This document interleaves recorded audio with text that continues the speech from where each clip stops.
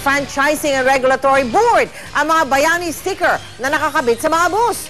Aminado si MMDA Chairman Bayani Fernando na sa kanya galing ang mga sticker pero wala naman daw masama doon. Nakatutok si Steve Dailisan. Mainit sa mata ng LTO at LTFRB ang nagkalat na Bayani sticker sa mga bus, hindi lang sa mga biyaheng Metro Manila, kundi pati na rin sa mga probinsya. Ilang reklamo na rin daw kasi ang natatanggap ng LTO. Tinanong ko ano ba yan, yung sticker na yan.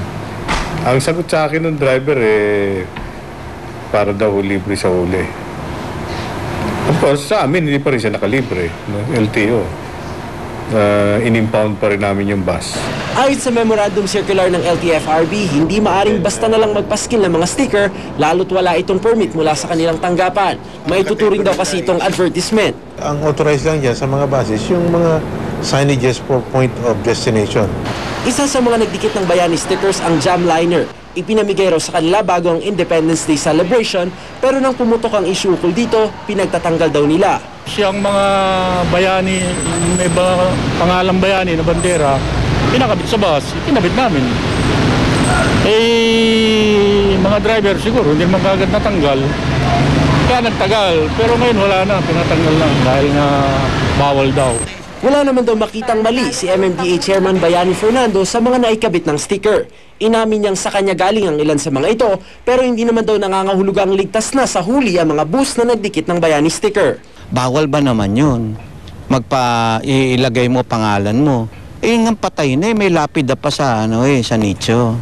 Palagi ko hindi mauhuli dahil hindi lalabag yan sapagkat alam nila na kaibigan ko sila. At sino mang kaibigan ko, hindi ako ilalagay sa kahihiyan. Si Parañaque Representative Roy Logoles naman, nagbigay babala rin sa MMDA. Posible raw kasing maapektuhan ang pondo ng MMDA, lalo pa ngayong deliberation na ng budget.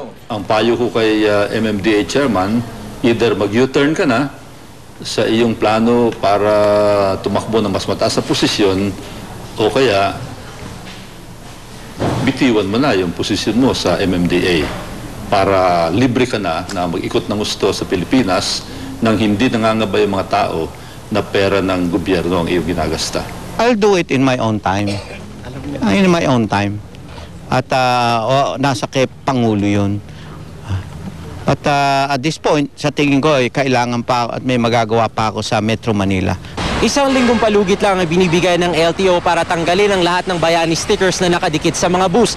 Sakaling hindi raw sumunod ang operator at hindi sila kukuha ng permit mula sa LTFRB, maaari silang pagmultahin ng mula 1,000 hanggang 3,000 piso at maaari ring kanselahin ang kanilang prangkisa. Steve Dailisan, Nakatutok, 24 Oras.